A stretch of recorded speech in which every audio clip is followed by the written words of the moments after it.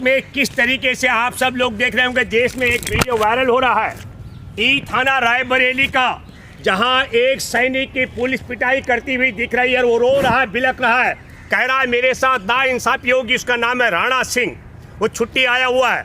उसकी ज़मीन के साथ लगी हुई ज़मीन पर प्रधान ने जबरन कब्जा करवाया और उस मसले को लेकर मामला थाने तक पहुंचा। यही नहीं, उसने पैमाइश कराई लेखपाल से, तो उसकी ज़मीन का एक बड़े हिस्से पर जब वो ड्यूटी पर था उस समय उसकी ज़मीन पर कब्जा किया गया। तो मैं ये कहना चाहता हूँ, योगी और मोदी राज में सीमा की रखवाली करने वाले सैनिकों की पुलिस थाने में पिटाई होती है और एक पुलिस अधिकारी के पिटाई करने वाले पुलिस वालों के अलावा मैं दूसरी बड़ी घटना बताना चाहता हूँ। हमारे देश के अंदर अभी जो आप सब लोगों ने देखा हाथरस की बेटी का मसला, ये क्रोनोलॉजी क्या है मैं आपको बारी बारी से समझाना चाहता हूँ।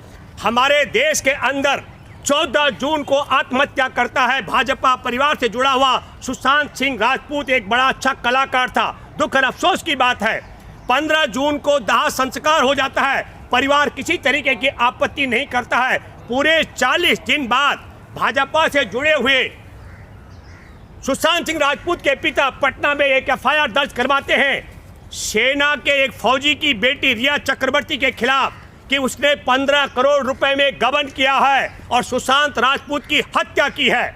और वो एफआईआर 40 दिन बाद जो दर्ज होती है, उस एफआईआर के दर्ज होने के बाद वो फौजी की जो बेटी है रिया चक्रवर्ती 8 सितंबर को उसकी गिरफ्तारी होती है। और गिरफ्तारी ऐसे नहीं होती है, एक फौजी की बेटी को फंसाने के लिए नरेंद्र मोदी की सरकार के इशारे पर सीबीआई से लेकर ईडी तक और आयकर विभाग से लेकर के नारकोटिक्स विभाग तक कूदता है मैदान में और रिया चक्रवर्ती को गिरफ्तार किया जाता है। रिया चक्रवर्ती 28 दिन तक जेल में रहती है। अब सबसे बड़ी क्रोनोलॉजी की बात आपको बताना चाहता हूं कि पूरे सुशांत सिंह राजपूत का निरंतर चलता रहा, हत्या है, 15 करोड़ रुपए में गबन हो गया, उसकी हत्या कर दी गई।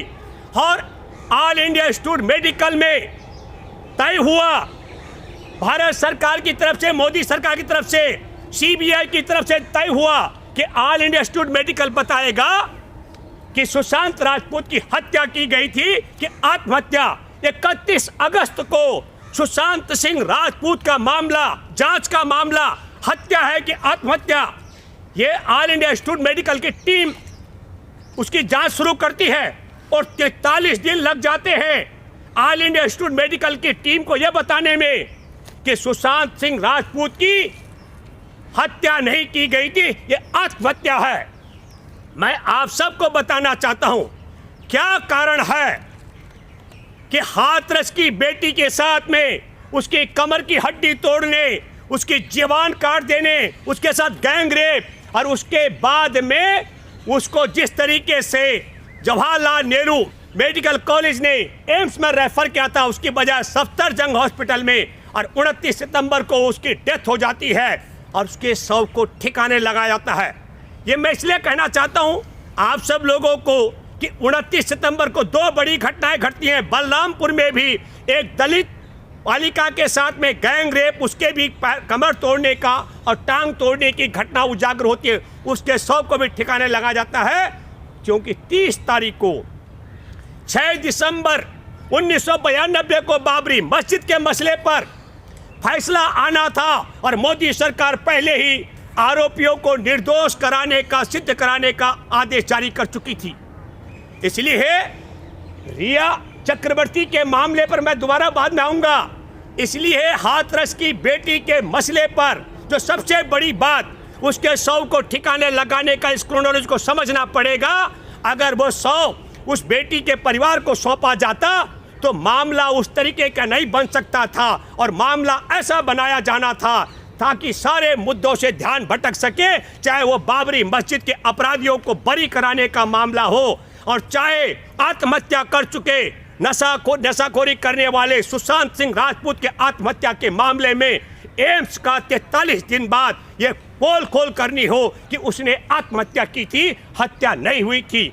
और तीसरी महत्वपूर्ण बात मैं ये कहना चाहता हूं आप सबके माध्यम से, इस पूरी क्रोनोलॉजी को आपको समझना पड़ेगा कि रिया चक्रवर्ती एक फौजी की बेटी है और एक फौजी की बेटी को बदनाम कराने के लिए, गिरफ्तार कराने के लिए नरेंद्र मोदी की सरकार ने सीबीआई से लेकर ईडी तक और पर आपके आयकर विभाग से लेकर के नारकोटिक्स विभाग तक लगाया।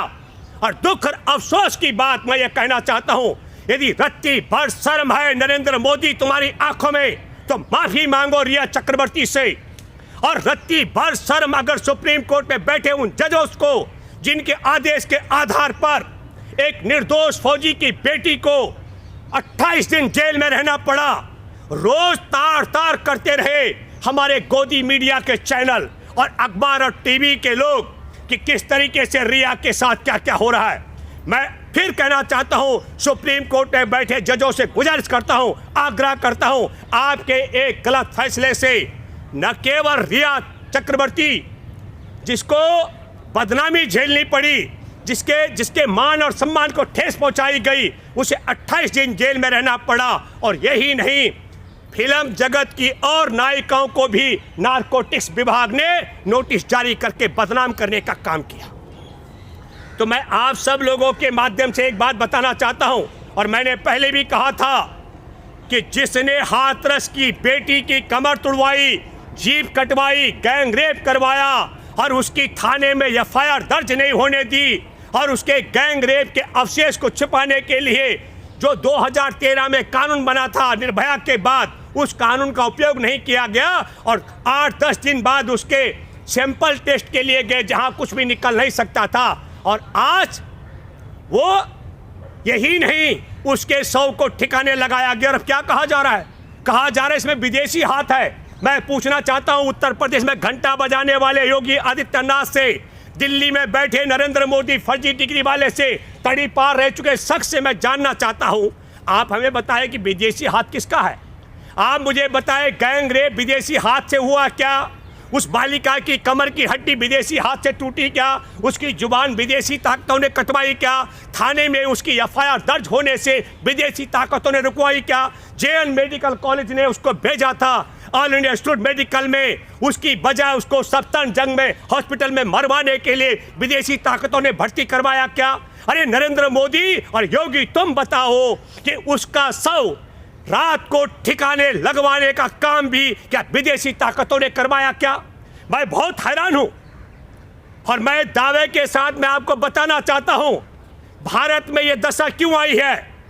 हमारे देश की सीमा पर चीन ने कब्जा कर दिया, घर में घुसकर सैनिकों को मारा, देश में यह बात गौण हो जाए, इसलिए सुशांत राजपूत की आत्महत्या को हत्या और तमाम मामलों में कन्वर्ट किया गया, रिया को फंसाया गया। दूसरी बड़ी घटना, हमारे देश के अंदर कोरोना की क्रोनोलॉजी से ध्यान भटकाने का षड्यंत्र था। और वो षड्यंत्र क्या है? आप और हम सब समझते हैं, जब 550 मामले थे तो देश में ताले लगा दिए और आज 71 लाख मामले हैं और भारतीय जनता पार्टी के राष्ट्रीय अध्यक्ष चुनाव के लिए रैली कर रहे हैं। इस बीच में संसद का सत्र का आयोजन किया गया।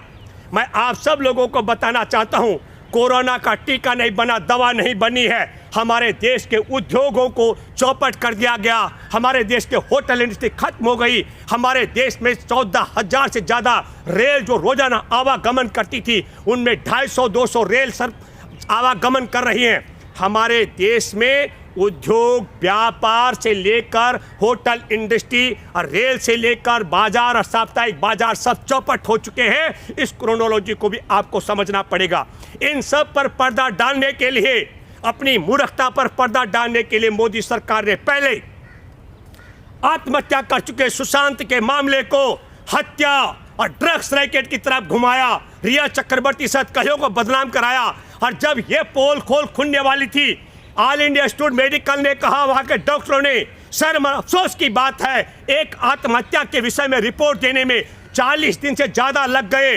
कुछ और करो नहीं तो हम एक्सपोज करने वाले हैं। और उनसे बचने के लिए, सुशांत सिंह की राजपूत पर पर्दा डालने के लिए हाथरस की बेटी के साथ योजनाबद्ध तरीके से योगी और मोदी सरकार और संघ के इशारे पर गैंग रेप हुआ, रीढ़ की हड्डी तोड़ी गई, जुबान काटी गई, एम्स की बजाय सफदरजंग में भर्ती कराया गया और उसके बाद देर रात को शव को ठिकाने लगाया गया। यह क्रोनोलॉजी आपको समझनी पड़ेगी। ये सेना के अगर साथ में है तो आपको पूछना चाहिए कि एक जवान जो रो रहा है वो कह रहा है मैं योगी आदित्यनाथ के घर पर आत्मदाह करूंगा। राणा सिंह वो छुट्टी आया हुआ है, वो सताया हुआ है उसके गांव के प्रधान का, वो पीटा हुआ है वहां की रायबरेली थाने की जो डी थाना वहां की पुलिस का। तो मैं ये कहना चाहता हूं कि सीमा की रक्षा करने वाले थानों में पीटे जा रहे हैं, ज़मीनों पर उनके कब्जे किए जा रहे हैं। जो सीमा की रक्षा करने के लिए बहादुरी का काम किए, उनकी बेटी को नशाखोरी के मामले में, नशे का कारोबार के मामले में, हत्या करने के मामले में तमाम तरीके से फंसाने का षड्यंत्र मोदी आपने किया। मैं आप सब लोगों के माध्यम से आपको याद दिलाता हूँ, पुलवामा में 14 फरवरी को जो घटना घटी थी जिसमें 40 जवानों की शहादत हो गई, काश नरेंद्र मोदी अगर उसके लिए तुमने 4 जांच एजेंसियां बिठा दी होती तो मैं दावे के साथ में कह सकता हूं कि जो खुफिया एजेंसी की रिपोर्ट को देश के किस गद्दार ने खारिज किया मोदी सरकार में, उस गद्दार का नाम उजागर हो चुका होता। वो बम विस्फोट किसने उपलब्ध कराया, उस गद्दार का नाम उजागर हो चुका होता। हमारे जवानों को जिंदा उठाने के लिए, जिंदा पहुंचाने के लिए आला अधिकारियों ने जहाज उपलब्ध कराने की मांग की थी। वो कौन देश का गद्दार है मोदी सरकार में जिसने जहाज देने से आनाकानी कर दी, उसका नाम उजागर होता। नाम उजागर होता उसका जिसने प्रधानमंत्री नरेंद्र मोदी को उसी दिन वनवास भेजा था।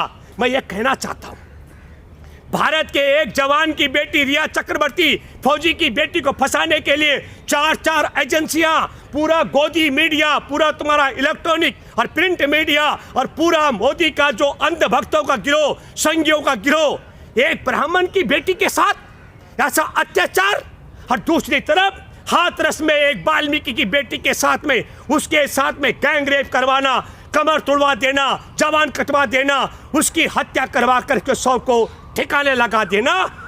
आपके राज्य में सेना थाने में पिट रही है, सैनिक की बेटी को आप बदनाम करा रहे हैं, वाल्मीकि की बेटी के आप 100 को ठिकाने लगा रहे हैं, और किसानों को जो मिले हुए अधिकार हैं उन्हें आप खत्म करवा रहे हैं। मैं आपके माध्यम से, बिहार में चुनाव है और मैं बिहार के करोड़ों जागरूक मतदाताओं से आग्रह अपील करता हूं, आप सब लोगों ने देखा है कि कोरोना के नाम पर तालाबंदी करके किस तरीके से 14 करोड़ मजदूरों को पैदल चलना पड़ा, कैसे उनकी पत्नी गर्भवती महिलाओं को खुले आसमान में बच्चों को जलना पड़ा, और कैसे भूख से चलते चलते लोगों को मरना पड़ा, रेल से कटना पड़ा। मैं आप सब लोगों से आग्रह करता हूं, जब टीका नहीं बना, जब दवा नहीं बनी, तो आज ये सभाओं का दौर कैसा।